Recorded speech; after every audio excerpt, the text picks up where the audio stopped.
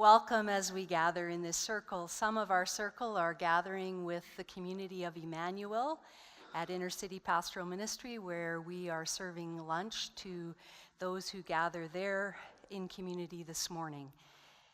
Welcome to this circle, those of you who have never been in this circle before, those of you who have not been in this circle for some time, and those of you who have held this circle week by week as we gather as spiritual community with one another. We gather this day acknowledging with respect the history, the spirituality, and the culture of the peoples with whom Treaty 6 and Treaty 8 were signed and the territory wherein our church resides, and the responsibility we all hold as treaty members. We also honor the heritage and gift of the Métis people of this land, and acknowledge in particular the Papas-Chase Nation, whose ancestral homes are the land on which we gather. We come into this time and place with each other to open our hearts, to open our minds, to open our spirits to the wisdom of life. We seek to center as we respond to each other with these words. In the midst of days that are full, we pause together. From the silos of our hurry and worry, we come together as a community. We step into the long flowing river.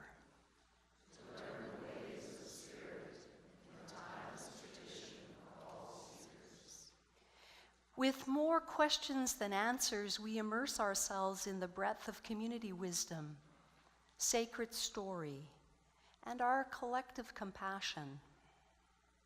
Emptying ourselves of distractions and illusions to open to the fullness of being. We seek to be here.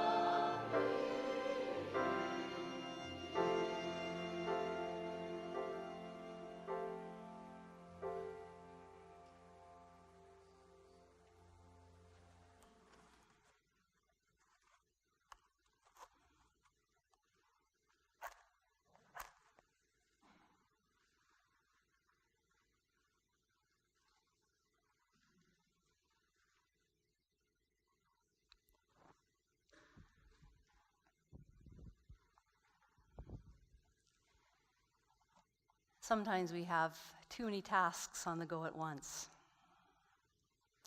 Too many windows open on our computers, too many programs running at once. Too many piles of paper to find anything.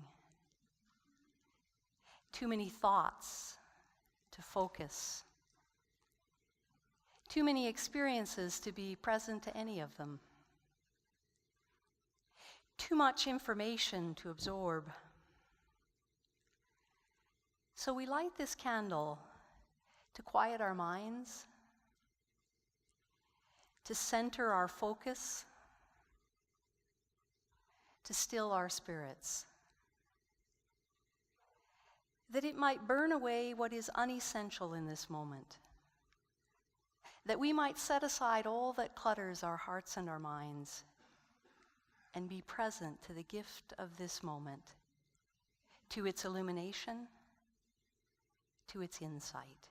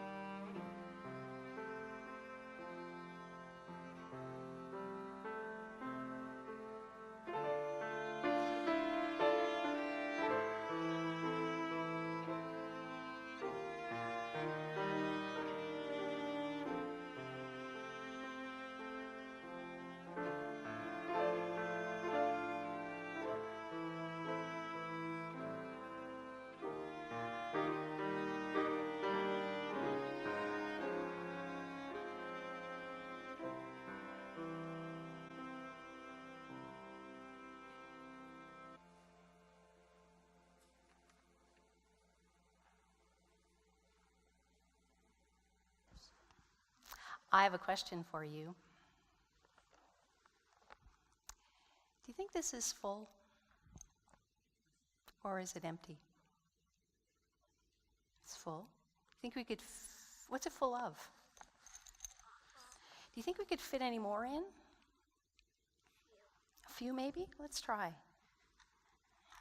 Here's some more. Let's see how many more we can fit in.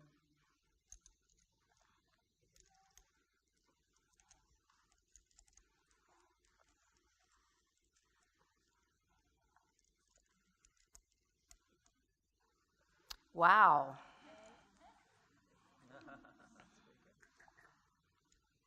Wow. What do you think? Is it full now?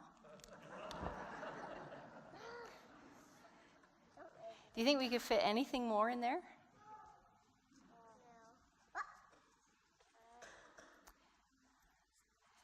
Yeah, I bet we could fit water in there. I wonder if we could fit something else in there. I want to try it. We're going to maybe make a mess, but it's worth trying. Are we fitting some in? Maybe we have to give it a little shake. Think we could fit some more? Take out the rocks and put in the sand. Hey, you're ahead of me. Maybe we should take out some rocks and then we could fit in more sand. We got some in there, right? How much more do you think we can get in? All of it. You think we get it all in? The whole thing? Then the rocks could be stuck. Then they could be stuck. I bet sometimes when you are having dinner, you get all full up with vegetables, but you still have a little room for ice cream or chocolate. How does that happen? And sometimes we get all filled with maybe feeling angry at somebody or feeling really sad or being really distracted. And there's still some room in us for the sand. There's still room in us for love. There's always more room for love. But you told us how we could make more room for love. We could take some of these away, right? Then we'd have more room for sand, more room for love. If we take away feeling mad at somebody, or we take away, what else could we take away? Maybe forgiving somebody for a way they hurt us. What else could we take away? And we'd have more room in here. What are some other things we could take away? Holding a grudge. We could. Yeah. Empty all the rocks. For more sand. Actually, you're right. We could actually empty all the rocks, and then we would have room for lots of sand.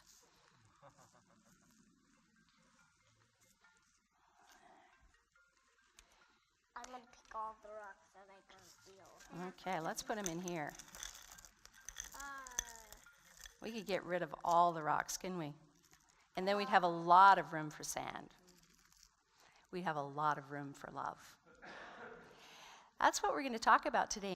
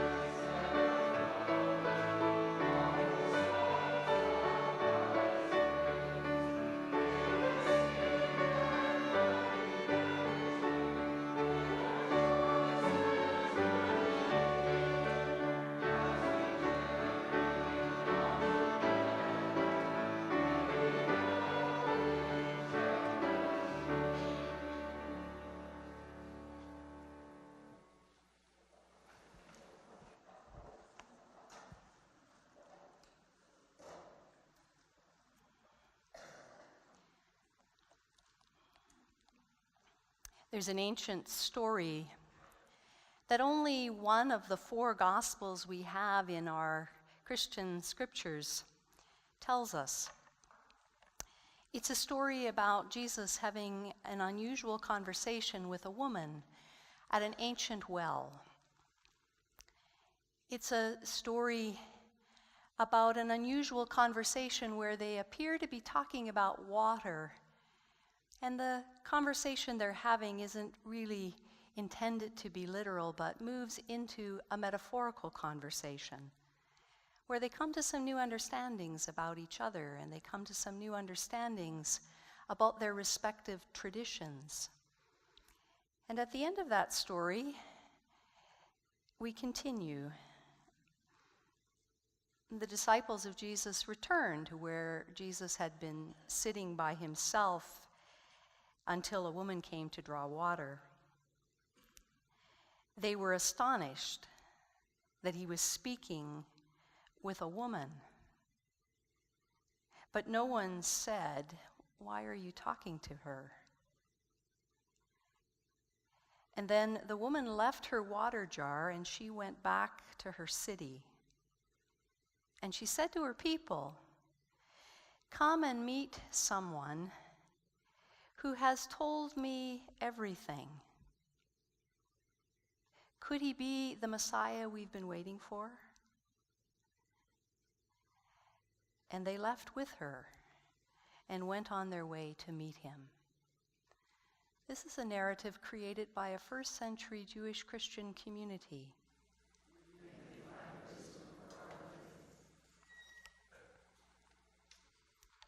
From the newest collection of poems by Mary Oliver in her book Felicity. This is her poem, Storage. Some of you will recognize this experience. You've had it.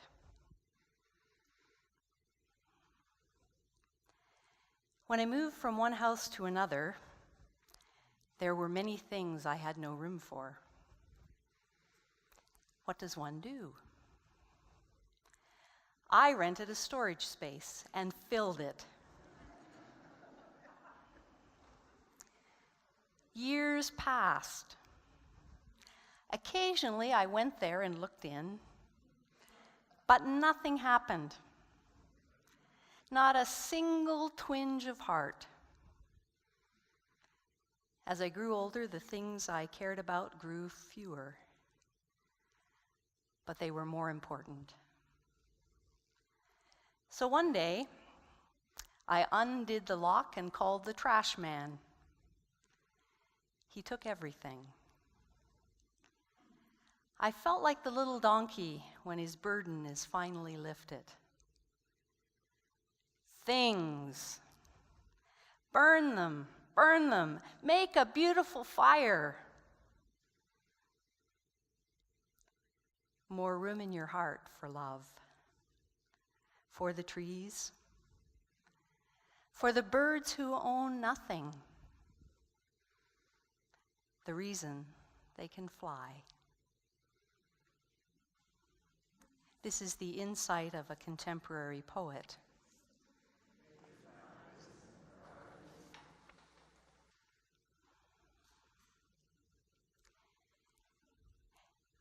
Maybe we all have these habits that are hard to break, even when we want to change them.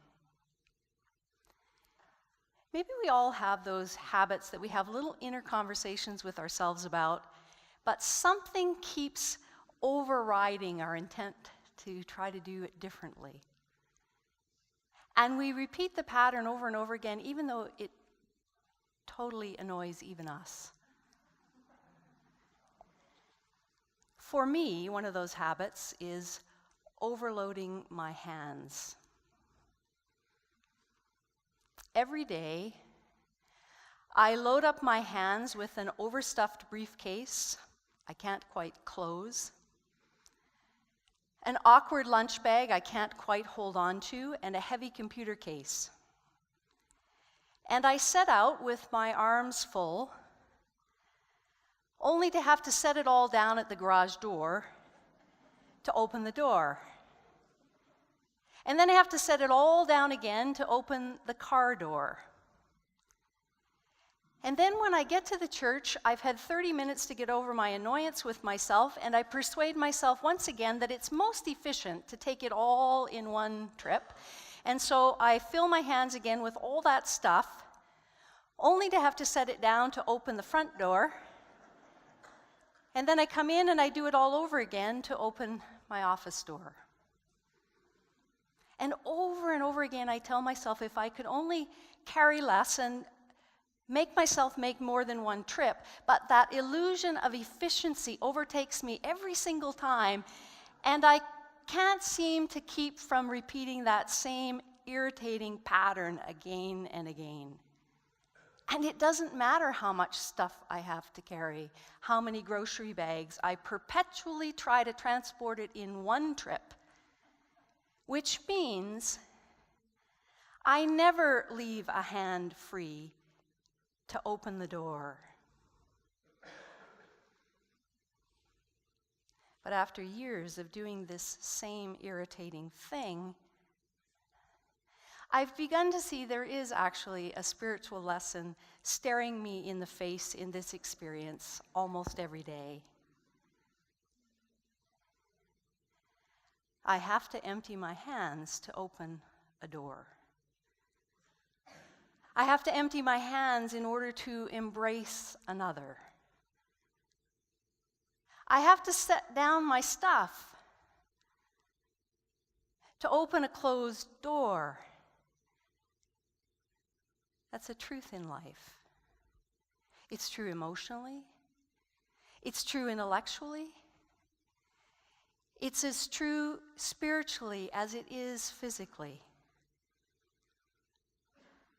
I have to empty my hands to open my heart. And learning how to be empty is an essential spiritual practice. We have to set things down, put things aside to deal with closed doors. And learning how to be empty enables us to open to the full capacity of our human spirits. In that physical, material sphere of life, we get a lot of practice emptying things. We perpetually empty our inboxes. We empty our closets of clothes we no longer wear or need. We empty suitcases when the journey's complete. We empty our basements and our garages of things we've persuaded ourselves we just might use someday. We empty grocery bags we have filled at the store. We empty our living spaces when it's time to move on.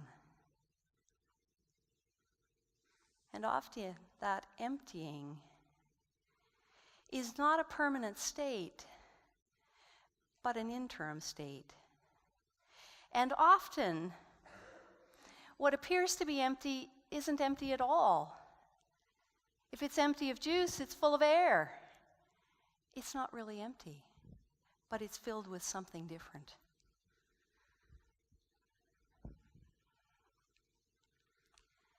As the poet Mary Oliver said of emptying her storage locker, I felt like that little donkey.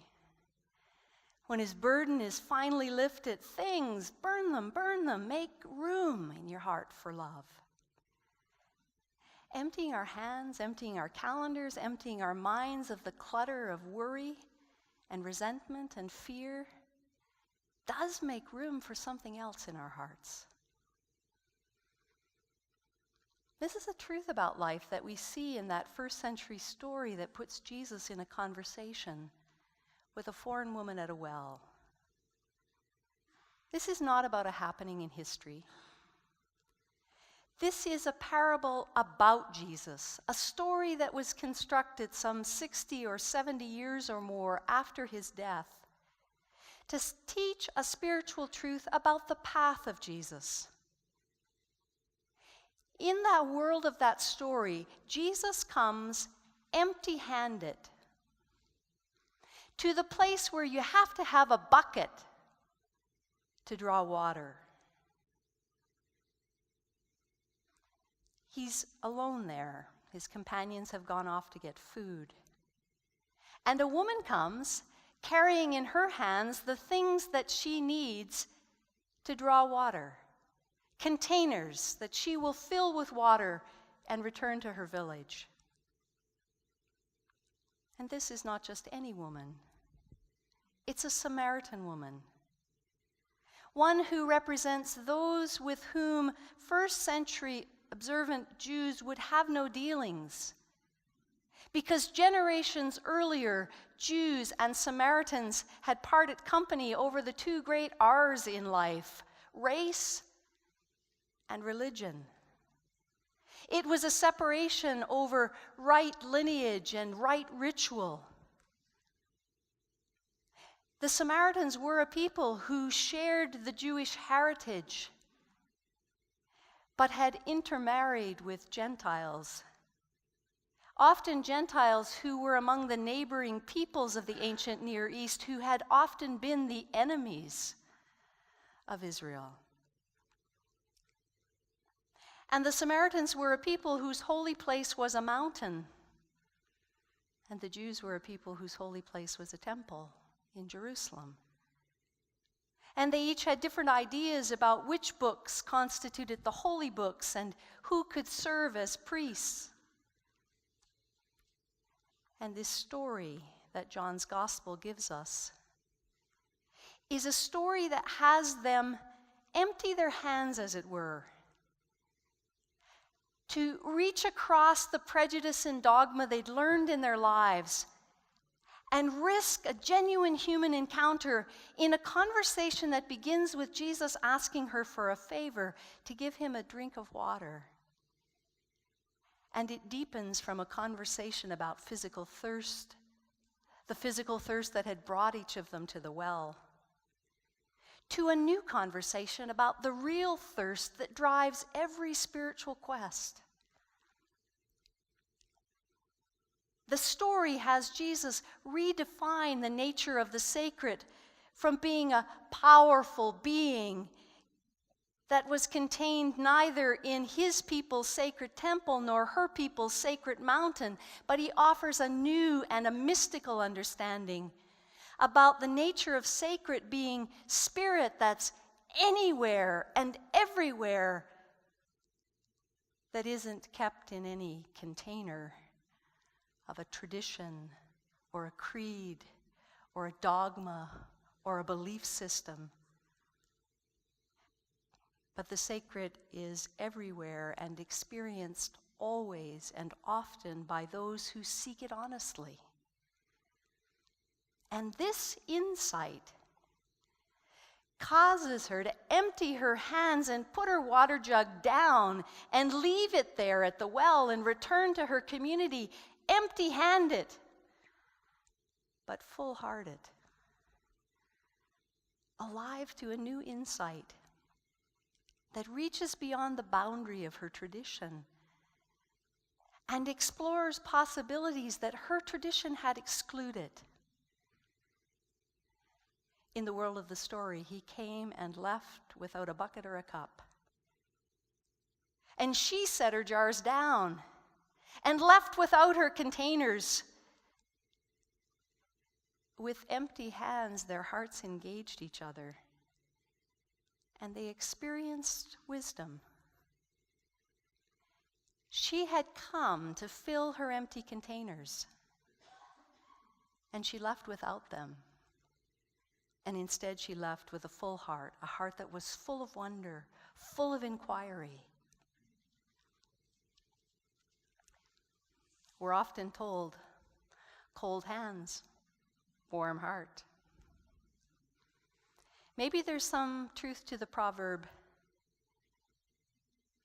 empty hands, open heart.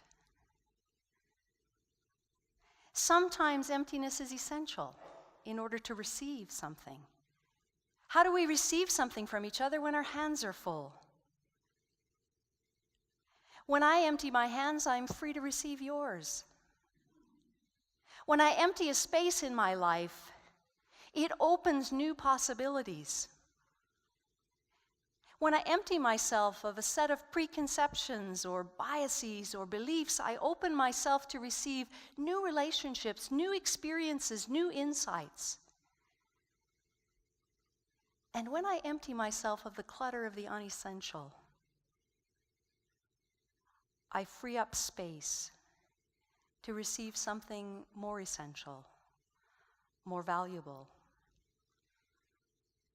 When I empty myself of a worry or a fear or a resentment or a rage, I free up space for new energy, energy for gratitude, for hope, for love. Maybe every being in the universe is a container for sacred energy. And like every container resists being empty forever. We live those ongoing cycles of emptying and filling, and the question is always with us, with what will we be filled? What do I need to empty to make more room in my heart for love? What do I need to empty to make more space in my spirit for peace? What do I need to set down or leave behind or release to have room for that which with my soul needs to be full and free? This season of Lent, these days that lead us towards the great festival of new life, of Easter, is traditionally a season for emptying our hands, for letting go of that which depletes us, closes us, defeats us, gets in our way. It's a time for emptying that which has taken up too much space in our minds, in our time, in our hearts. Space where love has been crowded out.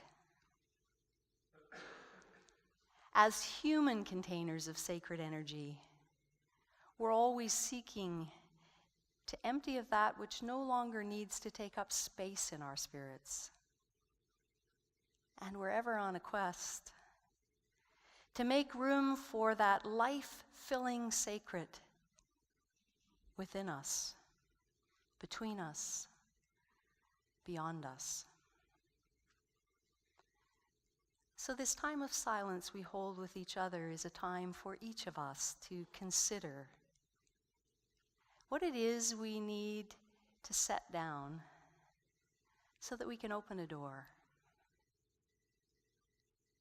This is our time to consider the wisdom we've heard in the story and ask ourselves what it is that we need to leave behind at the well. What are the containers we need to set down and leave behind there? And this is our time to consider in light of the wisdom of the poet.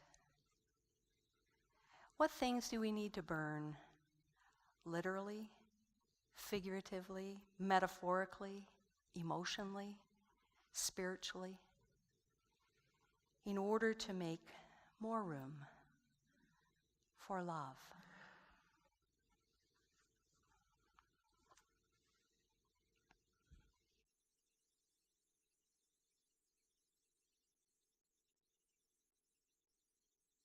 As we gather at this table with one another, we have the opportunity to focus our time at this table with these words we respond with to each other. We eat to be nourished by the communion of elements that constitute food for our bodies. And we eat together as a way of nourishing our spirits in communion with one another.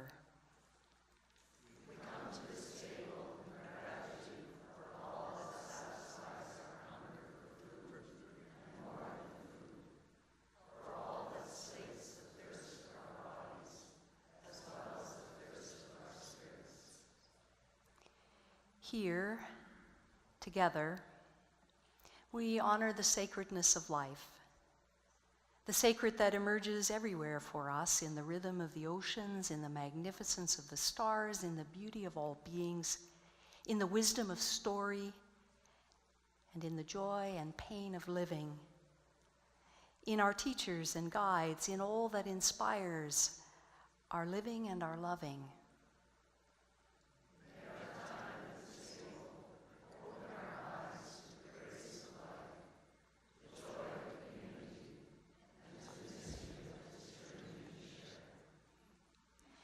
In breaking this bread open, we open ourselves to the wisdom of life, seeking to renew our commitment to live the vision for authentic living we have seen in Jesus of Nazareth, who in our tradition is our prophet and our teacher, whose dream for the kingdom we remember as we pray these words with one another.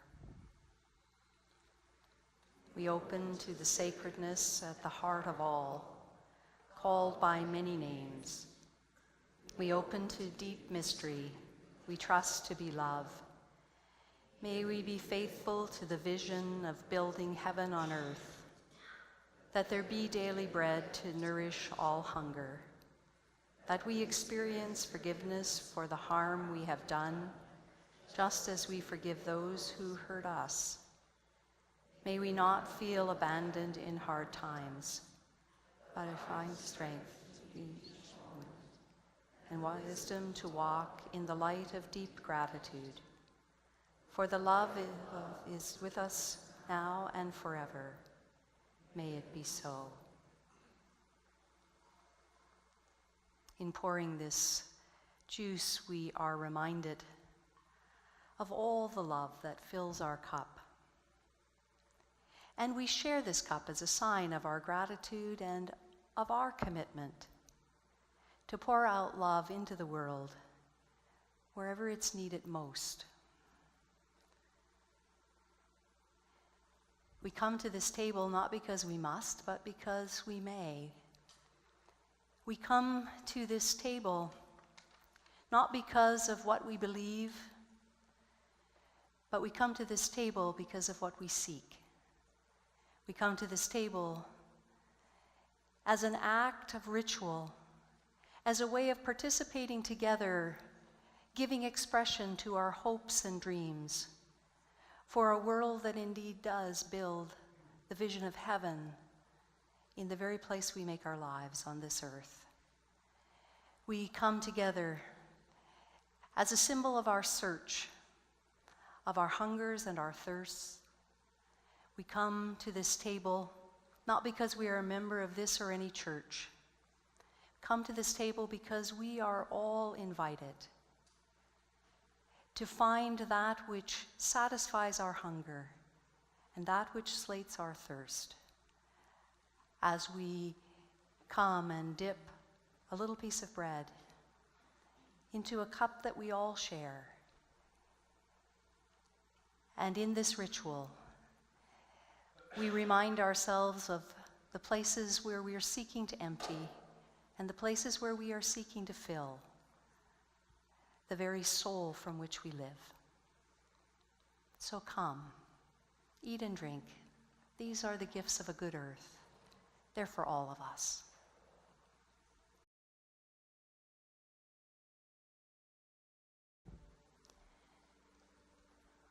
We go in the light of great wisdom. Wisdom we carry within us, just like the room carries this smoke long after the light has disappeared. We carry the wisdom of knowing that sometimes there's more room in our hearts when there's less in our hands. There's more room for love when there's less anger, when there's less hatred taking up the space. And so we go to live in the light of great love, to live the wisdom we know in our bones. We travel on together with each other.